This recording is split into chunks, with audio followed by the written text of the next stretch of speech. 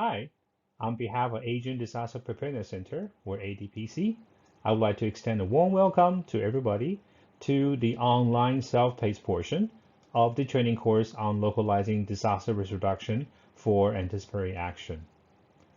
Just a quick reminder, since this is a self-paced portion, you can always pause, rewind, go back to a concept as many times as you want to get a better understanding of the terminologies and what we're describing in the slideshow.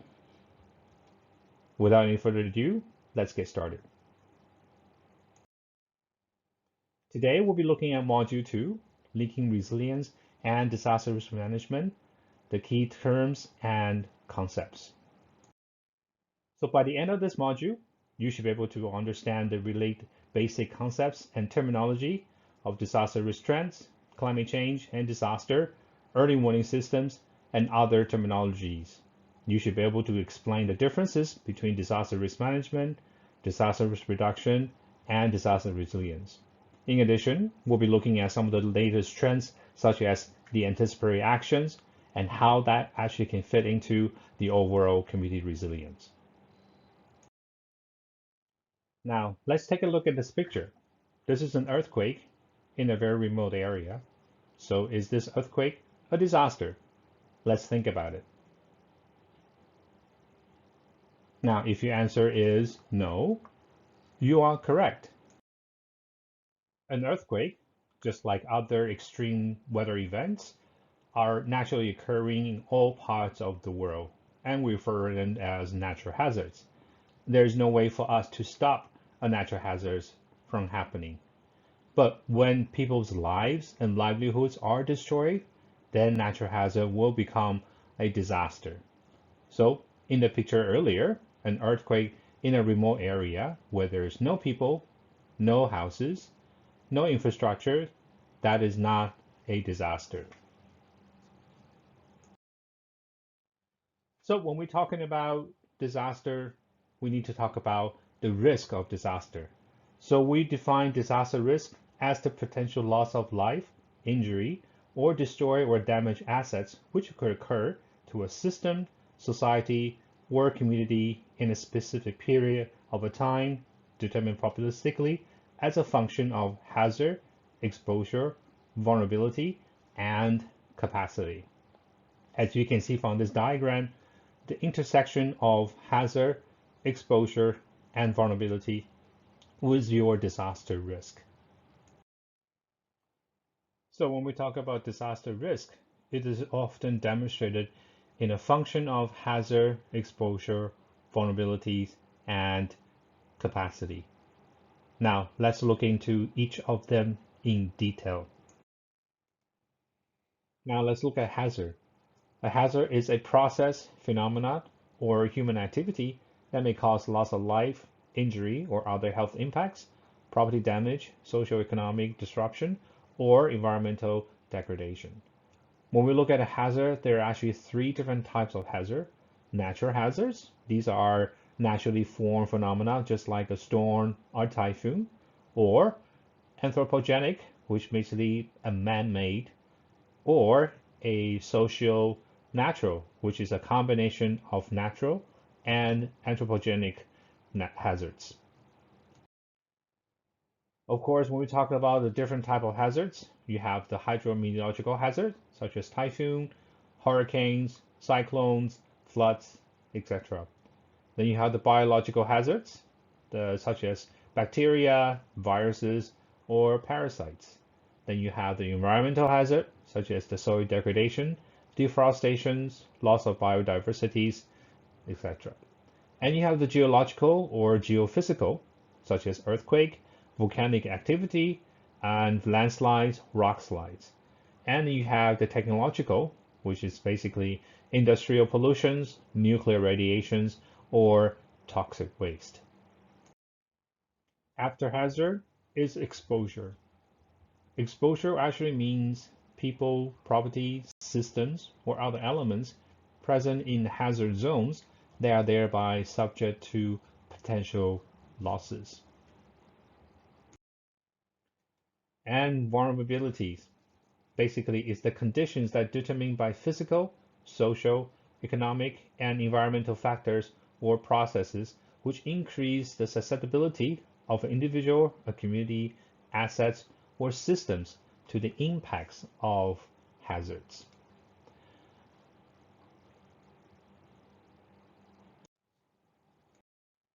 And the last component of the disaster risk function is capacity.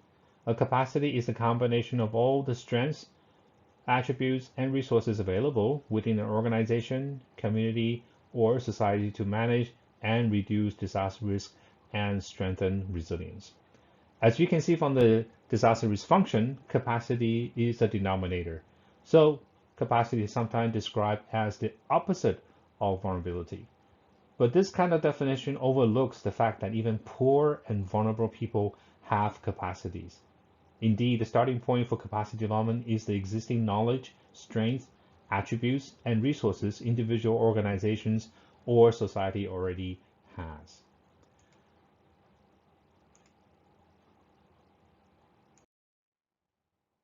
So there are actually four types of vulnerability and capacity: social, economic, physical, and environment. Social vulnerability and capacity.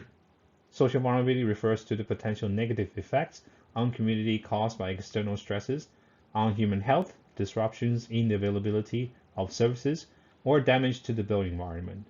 These stresses may be a result of disasters or human-induced change. Some population may be more susceptible to harm due to factors such as age, income, education level, and other socioeconomic factors. A great example of social vulnerability is access to healthcare between low-income and high-income communities. A great example of social capacity is education. If people are educated and is more aware of disaster risks and the potential impact, they will be better prepared. Economic vulnerabilities and capacity. Economic vulnerability in the context of disasters refer to the susceptibility of economy, be it at the individual, community, or national level, to suffer damage and loss in the face of a disaster. This vulnerability is primarily determined by economic's resilience or its capacity to absorb shocks and recover from them. Example of this is a coastal community that relies heavily on tourism, and when there is a storm or typhoon, that will certainly have a greater impact to them. For economic capacity, we can look at insurance as a great example of such capacity, or government-sponsored funding or responses to disaster is another great example of economic capacity. Physical vulnerabilities and capacity. Physical vulnerability to disaster pertains to the potential for physical damage to buildings, infrastructure, and natural environments due to an event. This can depend on the several factors, including the intensity of the hazard, the design and the structure of buildings and infrastructure, and the effectiveness of existing mitigation measures. So a great example of the physical vulnerability is building in a seismic zone. When the earthquake strikes, these buildings will be damaged by the earthquake. Another great example of physical capacity is if these buildings in the seismic zone are retrofitted so they can actually withstand an earthquake better. The last type of vulnerability is the environment vulnerability and capacity. Environmental vulnerability refers to the susceptibility of a natural environment to damage and degradation as a result of natural or man-made disasters. They can significantly disrupt ecosystems, leading to loss of biodiversity, soil erosion, water and air pollutions. A good example of this is when we have a soil degradations in a coastal zone. And a great example of the environmental capacity is looking at planting mangroves that can actually protect the coastal area from erosions.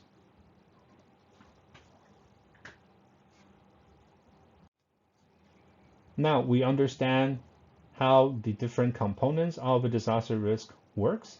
Let's look at the formula one more time.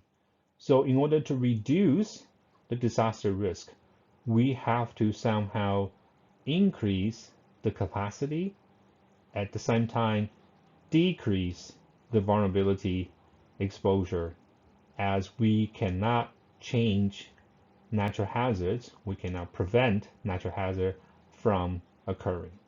So when we're talking about disaster risk reduction, we are actually talking about the reductions of exposure to disaster.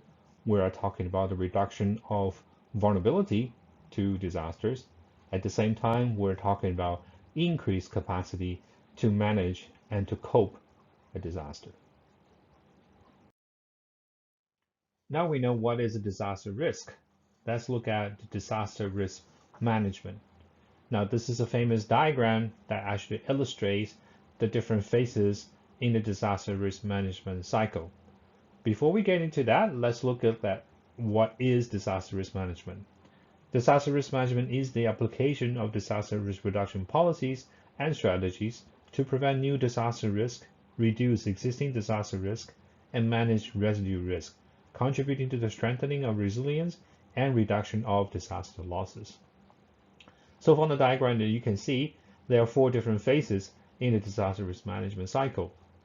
You have the prevention, mitigation, and preparedness. These are the activities that you can do before a disaster strike. Then you have the response, recovery, and reconstruction phases. These are the activities that you do immediately or right after a disaster event. So when we're looking at the pre-disaster phases, these include mitigation or prevention and preparedness. As you can see, we usually don't like to use the word prevention because that can actually give you a false hope that you can actually prevent a natural hazard from happening. So that's why we usually focus a bit more on mitigations rather than looking at prevention. So when we look at mitigation, that can actually be divided into 2 different types of measures, structure and non-structure, to minimize the risk of disasters on a long-term basis. When we talk about preparedness, these are the activities and measures taken in advance for an effective response to the impact of disasters. As I mentioned earlier, there were 2 different types of mitigation measure. You have the structural and non-structural. So for structural mitigation measure, we usually talk about dams, we talk about the flood levees, we talk about the ocean wave barriers, earthquake resistant constructions, and of course, with disability in mind, accessible evacuation shelters and routes that are able to be used by persons with disabilities. Now, when we talk about non-structural mitigation measure, these can refer to institutions, legislation, systems, or strategy to mitigate the impact of disasters. This can also mean land use planning and their enforcement, research and risk assessments, understanding the potential impact, and information and public awareness, and most importantly, culture of safety. When we're talking about preparedness, if you look from this picture, that person is able to put out the fire with a modern equipment. Or it means that they have the training and the necessary equipment for them to actually be prepared for a fire.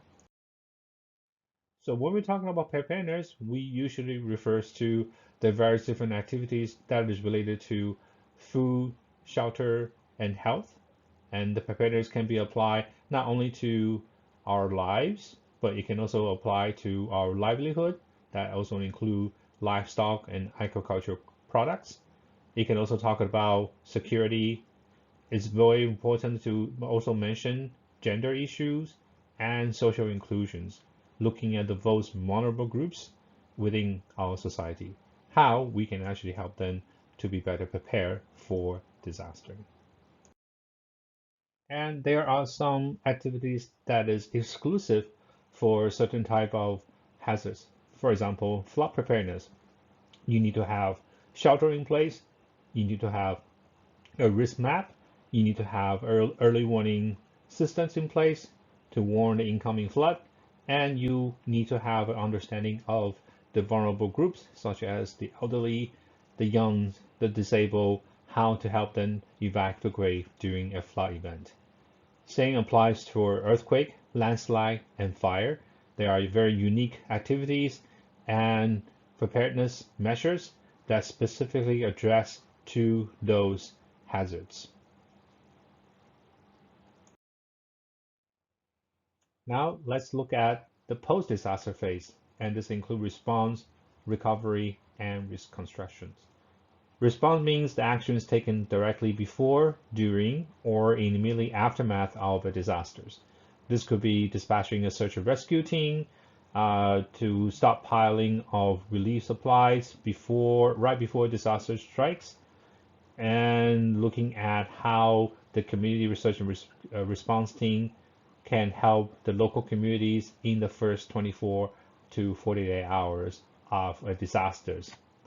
On the recovery and reconstruction, this means the process of maintaining or reestablishing vital infrastructure and systems following a disasters or human-induced disasters. These are usually long-term and requires a large amount of resources for you to rebuild, reconstruct the society after a disaster. So the cost for recovery is more expensive and painful than the cost for preparedness. So that's why it is always very important to be better prepared than to pay for the response and the recovery after a disaster strike. So earlier we mentioned the disaster risk management. It actually used the word disaster risk reduction, or DRR. So what is disaster risk reduction? Disaster risk reduction is aimed at preventing new and reducing existing disaster risk and managing residue risk, all of which contribute to the strengthening resilience and therefore to the achievement of sustainable development. So simply put, the disaster risk reduction is looking at policies and strategies, is looking at plans and programs, is looking at community-based disaster risk reduction, and is looking at public-private partnership to prevent and to reduce disaster risk. So going back to the formula earlier, when you have an increased capacity, that also means a reduced vulnerability, and you will have a reduced disaster risk, and that will actually lead you to have less damage and less losses. And this is probably the word that you have heard a lot recently. It's called resilience. So resilience is the ability of a system, community, or society exposed to hazard to resist, to absorb, to accommodate, to adapt to transform, and recover from the effects of a hazard in a timely and efficient manner. This including through the preservation and restoration of its essential basic structures and functions through risk management. So now you understand the definition of a disaster risk management, disaster risk reduction, and disaster resilience. So why do we need to focus a bit more on the activities and the measures you can do before a disaster strike? Because cost. Now, based on a research done by the United Nations, every $1 invested in the prevention could save $7 in recovery. And that is a very good return of your investment. So what is the relationship between disaster risk management and sustainable development? Actually, they're linked very closely. Disasters add often devastating costs to societies and communities in terms of financial losses, destroy infrastructure, and loss of lives. They can set development back for years. At the same time, environment destructions and lack of sustainable development increase disaster risk and impact. So it is critical, as you can see from the diagrams, that they actually work together in terms of disaster risk management and sustainable development. Now we're understanding the difference between disaster risk management, disaster risk reduction, disaster resilience. Let's look at the bigger picture. From over 30 years before, the focus really has been on response, but now everybody is talking about disaster risk reduction and preparedness. So there is definitely a shift in thinking over the years. So let's look at them in details. So there is definitely a shift of thinking from response to prevention. Traditional disaster risk management focused primarily on response, reacting to a disaster once it has occurred. Today, there is an increased emphasis on prevention and mitigation, and identifying potential risk, planning for them, and taking steps to reduce them. There's also a shift from silo to an integrated approach. Disaster risk management was once seen as a standalone issue, addressed separately from other aspects of social and economic planning. Today, it is really recognized as a cross-cutting issue that should be integrated or mainstreamed into all aspects of planning and development. There's a shift from top-down to a bottom-up approach. Earlier, when we're looking at disaster risk management, it is often rely on the top-down approach where decisions were made by the central authorities. Now there's a shift towards a more participatory bottom-up approach that involves local communities in the decision-making process and recognizing the unique knowledge and insights. And there's also a shift from a single hazard to a multi-hazard approach. There is a recognition that communities often face multiple interconnected risks, and this has led to the development of multi-hazard approach that assess and manage this risk in a more holistic manner. There's also a shift from the short-term to a long-term thinking. Disaster risk management has moved away from the short-term temporary solutions to focus on the long-term sustainable strategies for risk reduction and community resilience. And there's a shift from physical to socio-ecological systems. There's an increased recognition that the disaster are not just about physical hazards, but are deeply intertwined with social, economic, and ecological systems.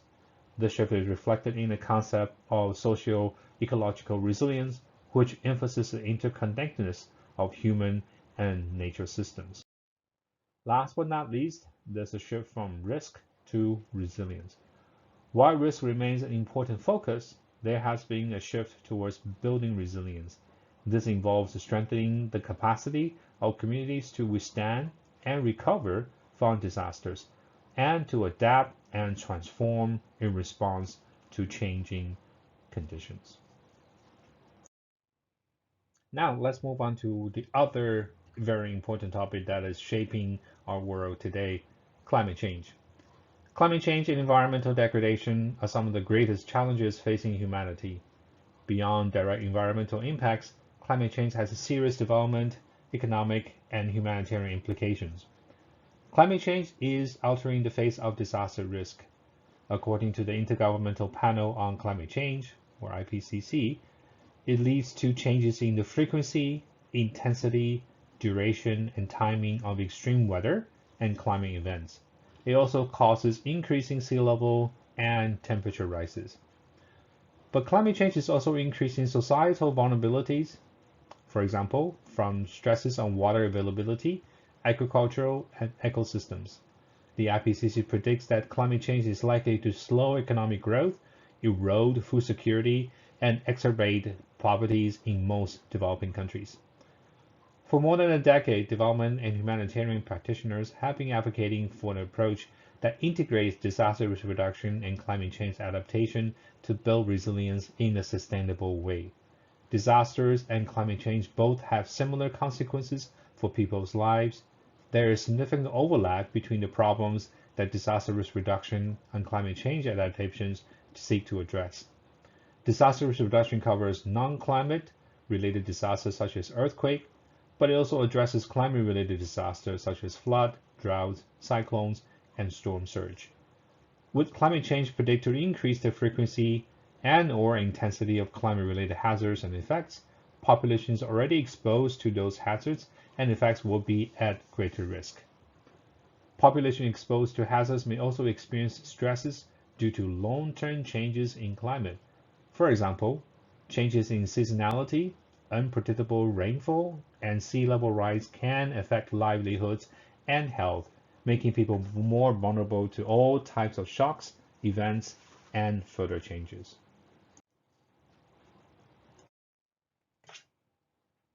So when we're talking about climate change, climate events, we have to talk about early warning systems.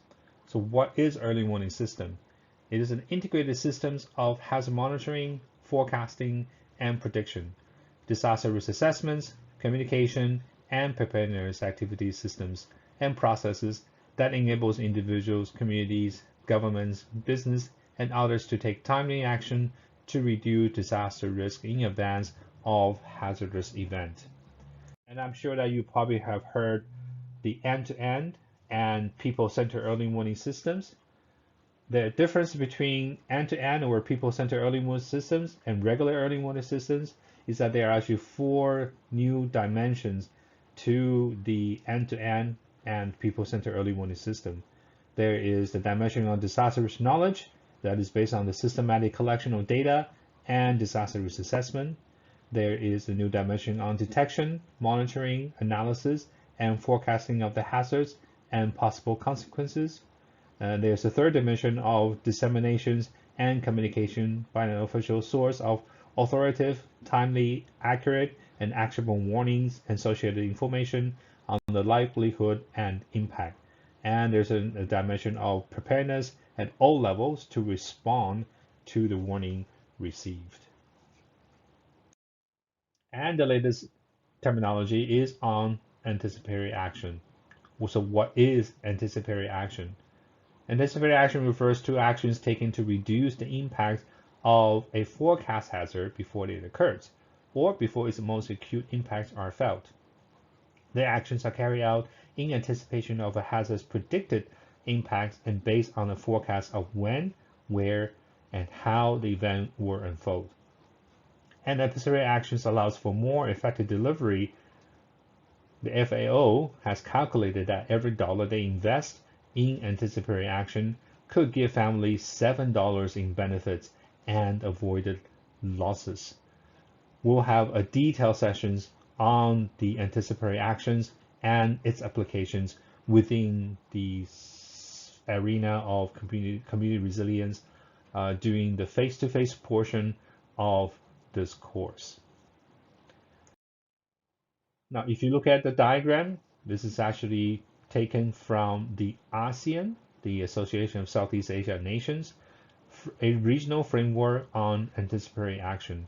It really shows you how and where these actions or the anticipatory actions can take place before a disaster strike and the potential benefits that it can bring in terms of the reductions of the impact or the traditional responses that you will need without these anticipatory action.